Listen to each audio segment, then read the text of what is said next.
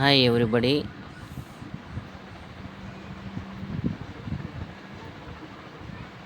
ఈరోజు biotechnology scope and its applications గురించి తెలుసుకుందాము. బిఫోర్ ది క్లాస్, ఇంతకుముందు మనము బయోటెక్నాలజీ అంటే ఏంది, బయోటెక్నాలజీ యొక్క ఇంట్రడక్షను, డెఫినేషను ఇవన్నీ తెలుసుకున్నాము. వివిధ రకాల సైంటిస్టులు, శాస్త్రవేత్తలు ఏ విధమైన నిర్వచనాన్ని ఇచ్చారు. సో ఇవన్నీ మనం బయోటెక్నాలజీ జీవ సాంకేతిక శాస్త్రం యొక్క నిర్వచనంలో నేర్చుకున్నాము. సో ఇప్పుడు biotechnology scope and its applications, జీవ సాంకేతిక శాస్త్ర పరిధి మరియు దాని యొక్క అనువర్తనాలు. అంటే వివిధ రంగాలలో బయోటెక్నాలజీ పాత్ర, వివిధ రంగాల్లో బయోటెక్నాలజీ పాత్ర అనేది ఏ విధంగా ఉంటుంది అనే దాని గురించి మనము ఇప్పుడు తెలుసుకుందాము.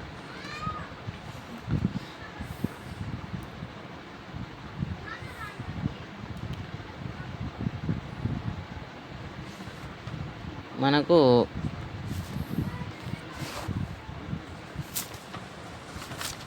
బయోటెక్నాలజీ ద్వారా అనేక రంగాల్లో అభివృద్ధి ఆశించిన రీతిలో సాగుతుంది. ఓకేనా?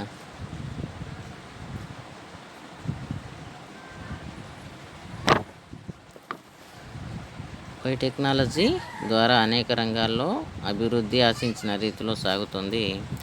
బయోటెక్నాలజీ వల్ల ప్రగతి లేదా పురోగతి సాధించిన రంగాల్లో మనకు ఈ క్రింది రంగాలు చాలా ముఖ్యమైనవి, ప్రధానమైనవి.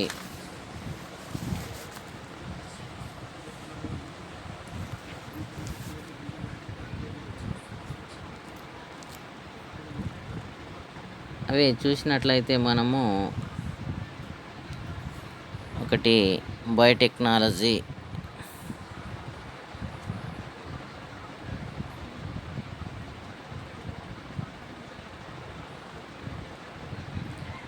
ఈ బయోటెక్నాలజీ అనేది మనకు ఫార్మాస్యూటికల్ ఔషధ పరిశ్రమల్లో, అదేవిధంగా టెక్స్టైల్స్,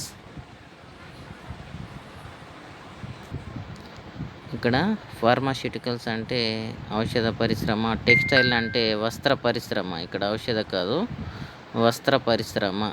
ఓకేనా? వస్త్ర పరిశ్రమ.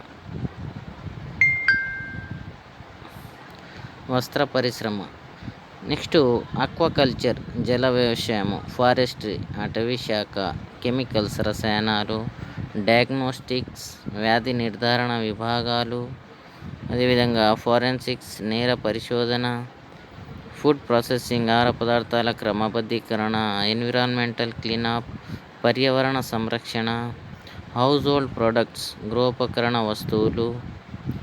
సో ఇవన్నీ రంగాల్లో మనకు బయోటెక్నాలజీ అనేది, దాని యొక్క పాత్ర అనేది వివిధ రంగాల్లో విస్తరించి ఉంది.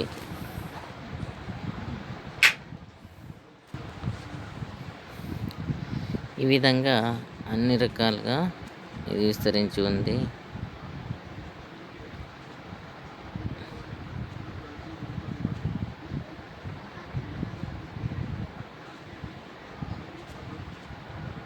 ఇది జీవ సాంకేతిక శాస్త్రము వివిధ రంగాల యొక్క పాత్రలు చూసినట్లయితే ఈ క్రింది రంగాలు అనేవి ఫార్మాస్యూటికల్స్ కావచ్చు, టెక్స్టైల్స్ కావచ్చు, aquaculture, forestry, chemicals, diagnostics, forensics, food processing and environmental cleanup, house hold products.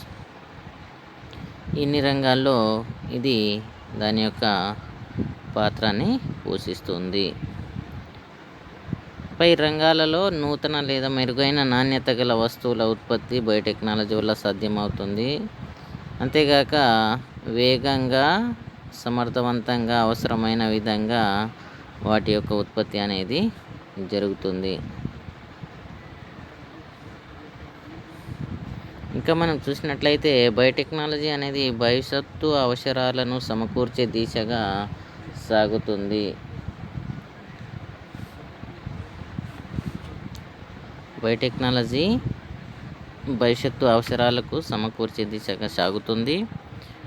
అయితే ప్రతి రంగంలో బయోటెక్నాలజీ వినియోగం వల్ల కొంతమేర అనుకోని చిక్కులు, దుష్ప్రభావాలు అదేవిధంగా చోటు చేసుకునే అవకాశాలు లేకపోలేదు. అత్యధికమైన ప్రయోజనాలను పొందే దిశలో బయోటెక్నాలజీ పద్ధతులను మనము క్రమబద్ధీకరించుకోవాల్సిన అవసరము ఉంది. ఆధునిక బయోటెక్నాలజీ మోడర్న్ బయోటెక్నాలజీ ఈనాడు వ్యవసాయ రంగాలు, వైద్య రంగాలకు ఎక్కువగా ఇంపార్టెన్స్ని ఇస్తుంది. The modern biotechnology mainly the agricultural and medicinal fieldsలో ద మోస్ట్ ప్రిఫరెన్స్ని ఇస్తుంది.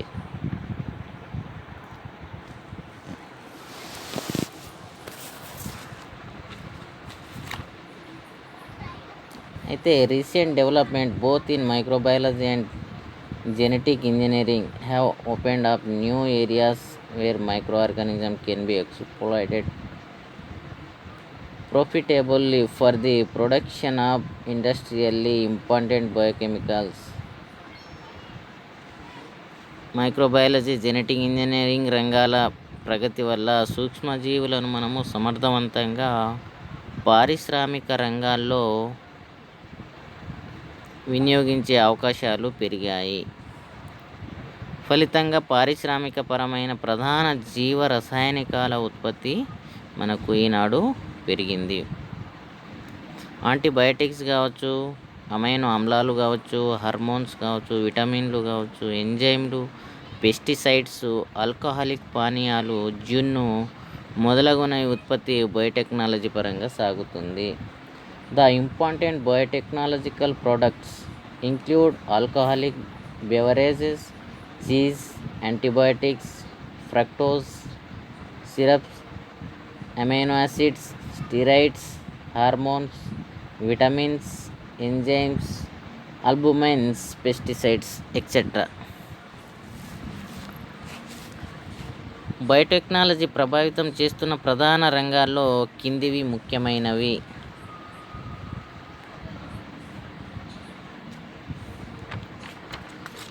జీవ సాంకేతిక శాస్త్రం ప్రభావితం చేస్తున్న ప్రధాన రంగాల్లో కిందివి ముఖ్యమైనవి.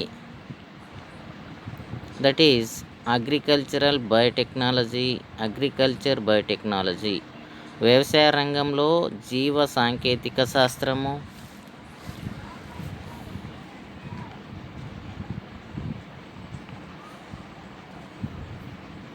నెక్స్ట్ మెడికల్ బయోటెక్నాలజీ, వైద్య రంగంలో జీవశాస్త్రము, వైద్య రంగంలో జీవ సాంకేతిక శాస్త్రము. ఇండస్ట్రియల్ బయోటెక్నాలజీ, పారిశ్రామిక రంగంలో జీవ సాంకేతిక శాస్త్రము.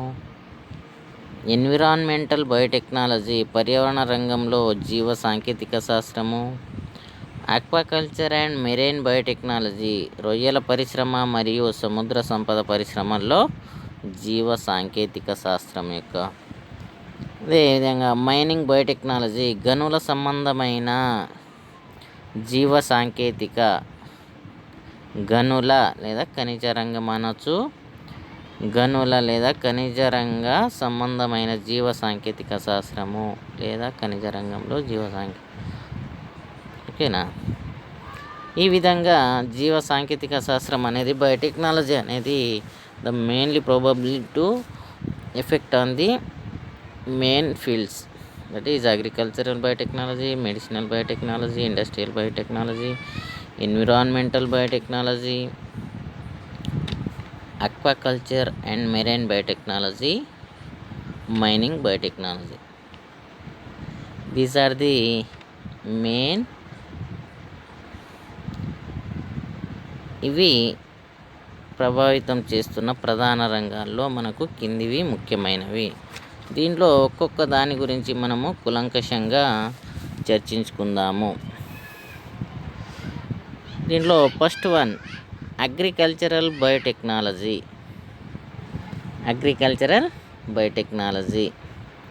వ్యవసాయ రంగంలో జీవ సాంకేతిక శాస్త్రం పాత్ర ఏ విధంగా ఉంది అనే దాని గురించి మనం ఇప్పుడు తెలుసుకుందాము. Agricultural biotechnology AIIMS at genetics improvement of crop plants to produce maximum yield and also to resist adverse climatic factors, disease and herbicides.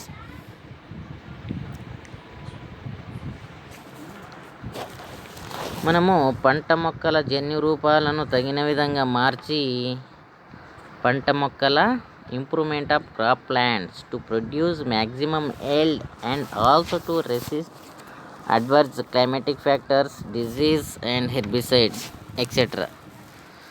పంట మొక్కల జన్యు రూపాలను మనం ఏం చేస్తాము, మార్చి వాటి నుండి అధిక ఫలసాయం పొందటంలోనూ, వ్యాధులు, కీటకాలు, కలుపు నాశకాలకు నిరోధకతను చూపే పంట రకాలను మనము అభివృద్ధి చేయటంలో మనము బయోటెక్నాలజీని ప్రముఖ పాత్ర వహిస్తుంది.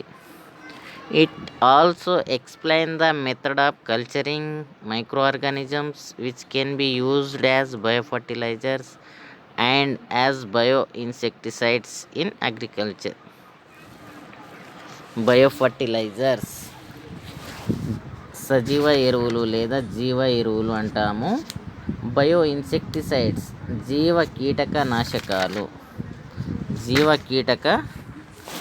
నాశకాలు.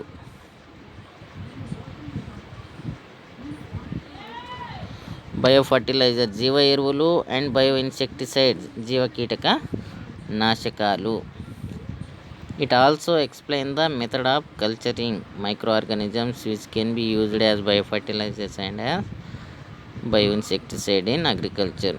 వ్యవసాయ రంగంలో జీవ ఎరువులు, జీవ కీటక నాశకాలను ఏ విధంగా ఉపయోగిస్తాము అనే దాని గురించి మనము అగ్రికల్చర్ బయోటెక్నాలజీలో నేర్చుకుంటాం.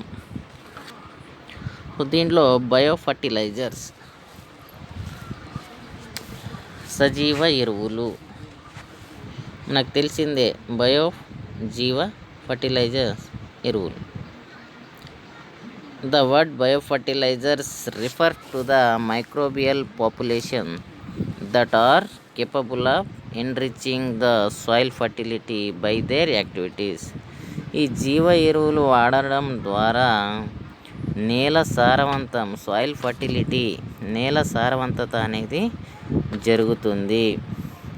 ఆధునిక వ్యవసాయంలో రసాయనిక ఎరువులు వాడటము సస్యరక్షక కీలక పాత్ర వహిస్తున్నాయి. రసాయన ఎరువులు దాని యొక్క కాస్ట్ అనేది ఎక్కువగా, అదేవిధంగా వాతావరణానికి కలుషితమయ్యే అవకాశం కూడా ఉన్నది.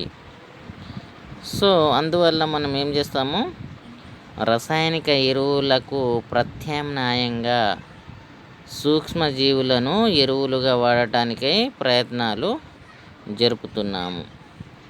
ఈ నత్రజని స్థాపక సూక్ష్మజీవులు, ఫాస్ఫేట్ సంయోగ పదార్థాలను కరిగించే జీవులు, ఓకేనా, మైకోరైజా శిలీంధ్రాలు సంక్లిష్ట సేంద్రియ పదార్థాలను విచ్ఛిన్నం చేసి భూసారం వృద్ధికి తోడ్పడే వివిధ రకాల ప్రతికార సూక్ష్మజీవులు, సాప్రోఫైటిక్ బ్యాక్టీరియాస్ ఏవైతే ఉంటాయో వాటిని సజీవ ఎరువులుగా వాడుతున్నాము. Commonly used as biofertilisers are nitrogen fixing organisms, phosphate solubilising microorganisms, seaweeds సముద్రపు కలుపు మొక్కలు, వెసిక్యులర్ అర్బాస్క్యులర్ మైకోరైజా ఇవన్నీ మనకు కామన్లీగా వాడే సజీవ ఎరువులు. ఓకేనా. సజీవ ఎరువులు ఎందుకు వాడతాము అంటే రసాయనిక ఎరువుల వాడకం అనేది ఎక్కువగా ఉండి, అంటే రసాయనిక ఎరువుల ఖరీదు అనేది కాస్ట్ అనేది ఎక్కువగా ఉండి వాతావరణానికి కలుషితమయ్యే అవకాశము ఎక్కువగా ఉన్నది. అంత కాస్ట్ పెట్టి మనము ఆ ఎరువులను వాడడం అనేది జరగదు. కాబట్టి దానికి ప్రత్యామ్నాయంగా ఏం చేస్తాము, ఈ సూక్ష్మజీవులను ఎరువులుగా వాడడానికి ప్రయత్నాలు జరుపుతున్నాము. వాటిలో నత్రజని స్థాపక చేసే సూక్ష్మజీవులు, ఫాస్ఫేట్ని సంయోగ పదార్థాలను కరిగించే జీవులు, మైక్రోరైజా శిలీంధ్రాలు కావచ్చు, సంక్లిష్ట సేంద్రియ పదార్థాలు, ఓకేనా. ఇవన్నీ వాడడం మూలంగా వాటి యొక్క సాయిల్ ఫర్టిలిటీ అనేది పెరుగుతుంది. పెరిగి మనకు మంచి దిగుబడి అనేది వచ్చే ఆస్కారము ఉంటుంది.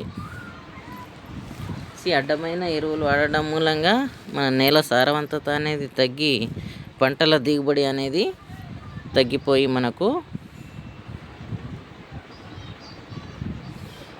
ఎక్కువగా కలుషితమయ్యే అవకాశాలు ఉంటాయి. కాబట్టి నేల సారవంతతకు తోడ్పడి పంటల దిగుబడి ఎక్కువగా రావడానికి మనము జీవ ఎరువులను వాడుతుంటాం.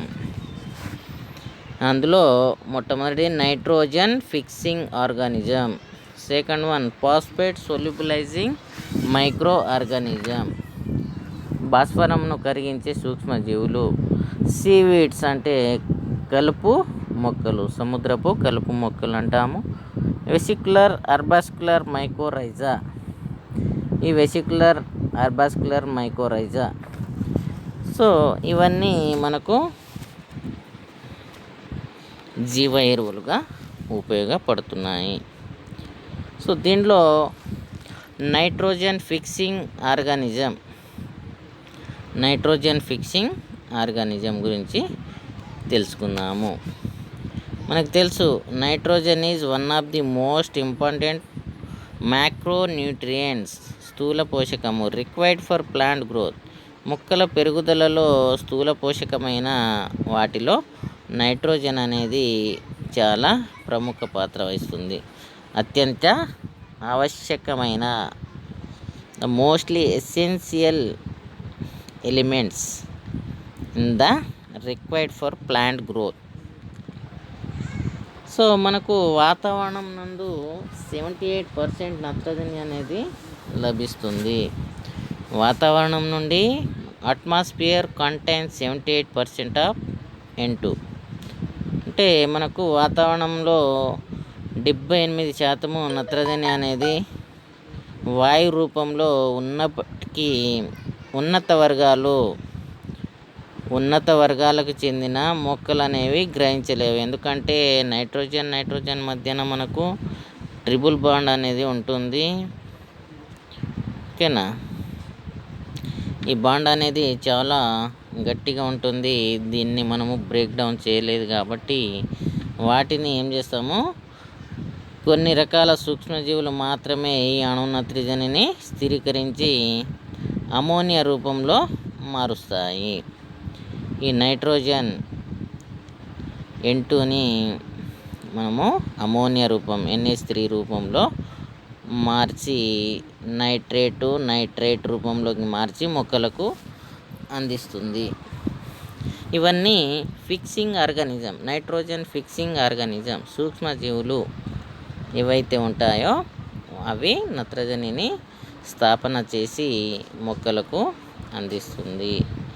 అది అమోనియా రూపంలోకి, ఓకేనా. The nitrogen fixer are of 2 types.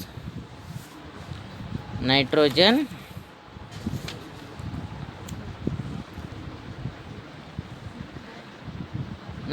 Fixing organisms are 2 types, symbiotic, non symbiotic, ఓకేనా. వీటిని ఏమంటాం మనము, నత్రజని స్థాపక జీవులు అంటాము, nitrogen fixing organisms. The atmosphere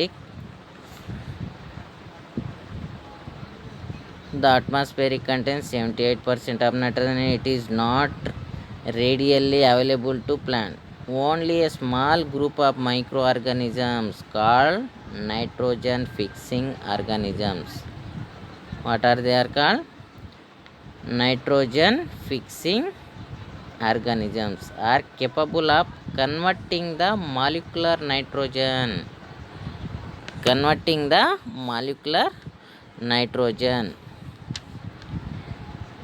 into organic nitrogen. ఇది అణురూప నత్రజనిని వాయురూప నత్రజని అణురూప నత్రజనిగా స్థిరీకరించి అమోనియా రూపంలోకి మారుస్తుంది. The nitrogen fixers are of 2 types, namely symbiotic and non-symbiotic. ఏమంటాము? సహజీవనం చేసేది, సహజీవనం చేయనివి. ఓకేనా? Symbiotic, rhizobium, anabaena. These are mainly used in symbiotic bacteria as a associate between the two microorganisms. ఓకేనా? రెండు జీవుల మధ్య సహజీవనం చేసేది. ఓకేనా? Rhizobium, azotobacter, acetobacter, azotococcus, klebsiella, anabaena, nostoc వంటి నీలి ఆకుపచ్చని శైవలాలు. ఓకే, ఇవన్నీ సింబయోటిక్ బ్యాక్టీరియాకు rhizobium, anabaena. Non symbiotic azotobacter, azotococcus, klebsiella bacteria. మనము ఎక్కువగా చూసింది రైజోబియం జాతులను అధిక పరిమాణంలో యాంత్రిక పద్ధతిలో కూడా ఉత్పత్తి చేయవచ్చు. ఇది లెగ్యుమినేసి కుటుంబానికి చెందిన వేరుబుడిపెల్లో అక్కడ ఉండి అది నత్రజనిని, వాయురూప నత్రజనిని ఇట్లా మొక్కలకు అందిస్తుంది.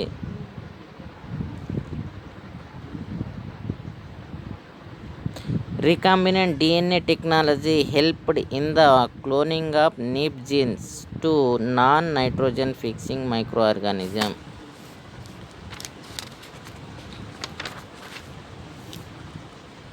మనకు నత్రజని స్థాపక కొన్ని జీవుల ఆధీనంలో ఉంటుంది.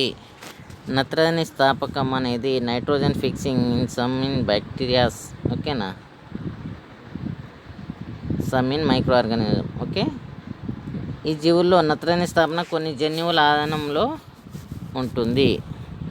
Recombinant DNA technology helped in the cloning of NEEP genes to non nitrogen fixing micro organism. మనం వీటిని NEEP genes అని పిలుస్తాము. నత్రజని స్థాపన కొన్ని జన్యువుల ఆధీనంలో ఉంటుంది. వాటిని NEEP జన్యువులు అని పిలుస్తాము. వీటిని RDNA టెక్నాలజీ అభివృద్ధి చెందడం చేత ఈ NEEP జన్యువులను రైజోబియం జాతుల నుండి వేరు చేసి ఇతర సూక్ష్మజీవుల్లోనికి మార్పిడి చేస్తాం. Thus example E coli, salmonella typhimurium, pseudomonas, saccharomyces cervidae have been genetically transformed to fix atmosphere nitrogen in the soil. ఇవన్నీ వాయు రూపంలో ఉండే నత్రజనిని ఇక్కడ భూమిలోనికి ఫిక్సింగ్ చేసి మొక్కలకు అందిస్తుంది.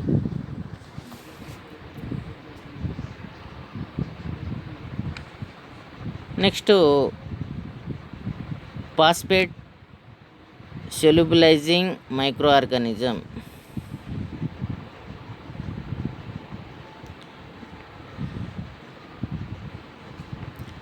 సో నైట్రోజన్ ఫిక్సింగ్ ఆర్గానిజం అయిపోయింది. Next phosphate solubilising micro organism గురించి నెక్స్ట్ క్లాస్లో. ఓకేనా? Okay, bye.